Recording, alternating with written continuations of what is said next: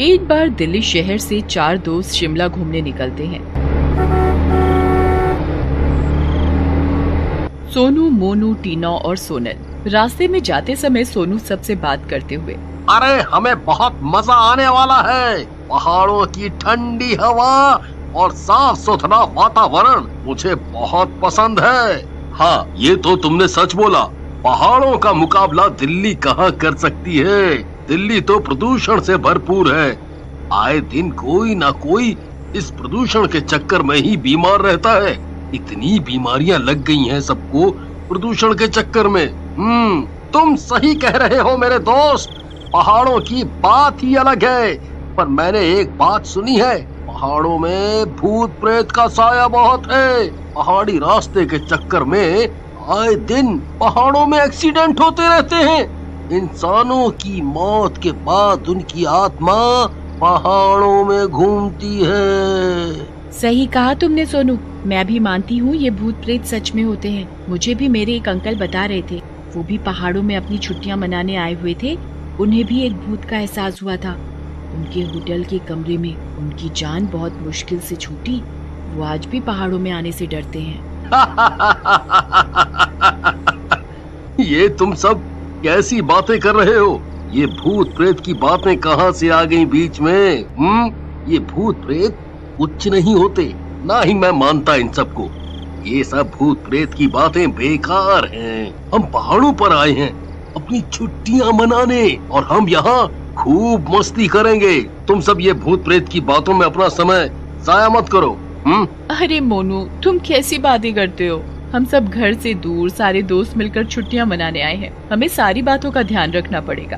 तुमने ठीक कहा सोनल, पर मैं ये सब भूत प्रेत की बातें नहीं मानता। ये सब बेकार की बातें हैं। मैं इन सब अंधविश्वास में विश्वास नहीं करता। ये सब भूत प्रेत की बातें तुम मेरे आगे इसलिए ना ही करो तो ही बढ़िया है।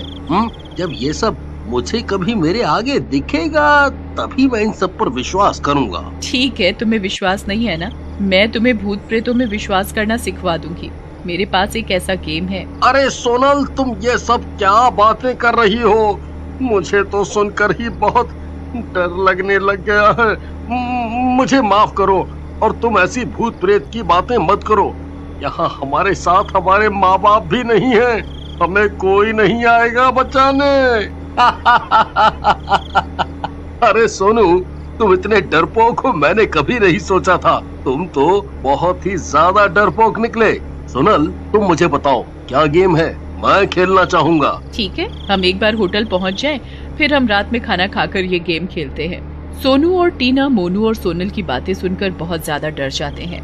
देखते ही देखते कुछ ही समय में वो चारों दोस्त अपने ठिकाने होटल में पहुँच जाते हैं। अरे होटल आ गया है। हम सब थक भी बहुत गए हैं। चलो सब जल्दी जल्दी सामान उतारें और खाना खाकर आराम करें। चारों दोस्त गाड़ी से अपना सामान निकालकर ऊपर होटल में अपने कमरे में रख लेते हैं। हे, चलो अब सब जल्दी हाथ मुंह धो लो, फिर हम डिनर करते हैं और कल से हम शिमला घूमेंगे। मैं बहुत थक भी गया हूँ, मुझे नींद आ रही है। अरे ऐसे कैसे मेरे दोस्त? हम दिल्ली से इतनी दूर मस्ती करने आए हैं, सोने थोड़ी आए हैं। हम पहले खाना खा लेते हैं, फिर सोनल वाला गेम खेलेंगे। मैं भी तो देखूं कहाँ है पहाड़ों में भूत। मैंने आज तक अनुभव नहीं किया, मैं भी आखिर देखना चाहता हूँ भूत और चुड़ैलों को। मोनू की बात सुनकर टीना बहुत घबरा जाती है।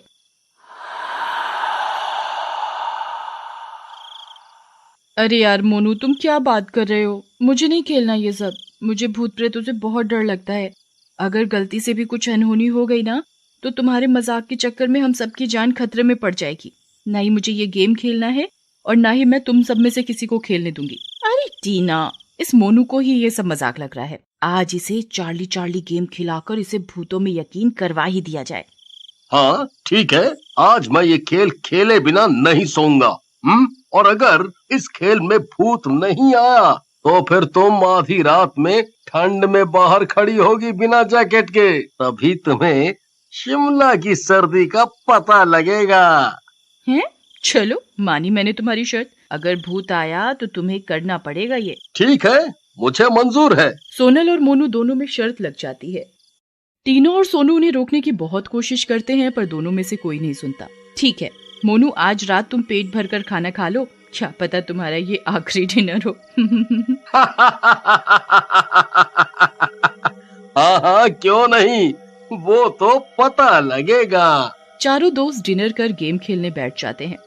सोनल एक पेपर पर चार्ली चार्ली लिखकर एक क्रॉस का निशान बना देती है और क्रॉस के चारों तरफ यस और नो लिख देती है। मोनू देखो, बहुत हो गया मजाक और तुम्हारी बेवकूफी, अब हम ये गेम खेलना शुरू कर रहे हैं। गेम के शुरू होते ही आत्माएं इस कमरे में आ जाएंगी। मेरी तुम सबसे विनती है कि कोई भी किसी भी हालत में गेम छोड़कर ना उठे, नहीं तो उसकी जान को खतरा है। सोनल, तुम ये सब डराना बंद करो और गेम शुरू करो। सोनल मोनू का ये जवाब सुनकर बहुत गुस्से में आ जाती है और गेम शुरू कर देती है। चार्ली चार्ली चार्ली चार्ली, क्या तुम इधर हो? कागज में रखी पेंसिल नहीं घूमती।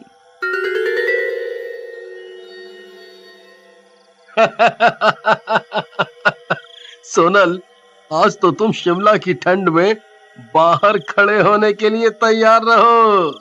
सोनल मोनू की बात का जवाब ना देते हुए फिर से चार्ली को बुलाती है।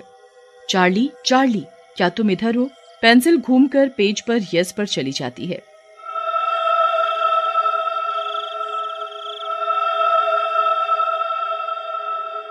पेंसिल को घूमता देख टीना और सोनू घबरा जाते हैं। फिर भी मोनू पेंसिल के घूमने को मजाक में लेता है और उसे पेंसिल का घूमना सोनल की कोई तरकीब लगती है। अरे ये क्या मजाक है, कोई भी आत्मा नहीं है इस कमरे में। सोनल, ये तुम्हारी ही कोई तरकीब है। तुम यहाँ हमारा पागल मत बनाओ, मैं पागल नहीं हूँ। मैं मजाक नहीं कर रही हूँ मोनू, हमेशा हर बात मजाक में मत लिया करो।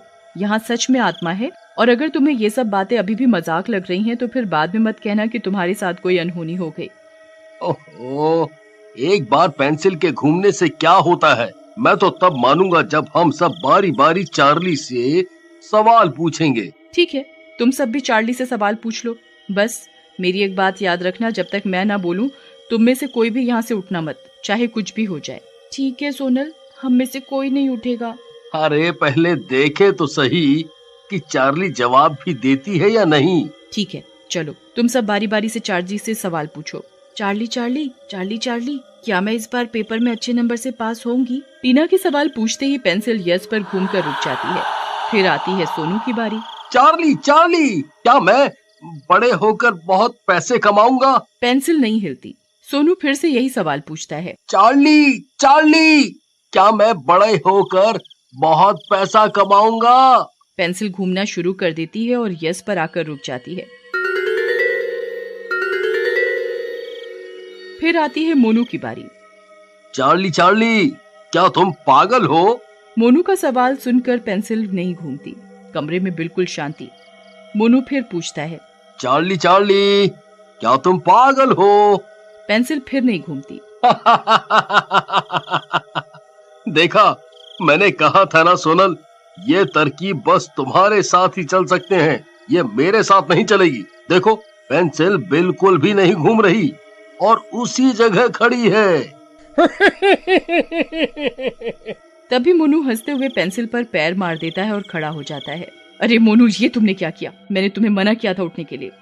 तभी पेंसिल घूमकर यस पर आ जाती है और कमरे की लाइट ऑफ ऑन होने लग जाती है।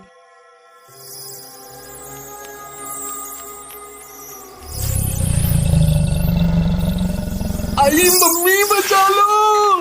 अरे मर गया रे, भागो रे!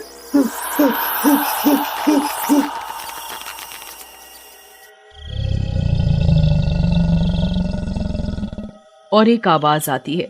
वो आवाज आत्मा की होती है। हाँ, मैं पागल हूँ, देख अब मैं तेरा क्या करती हूँ।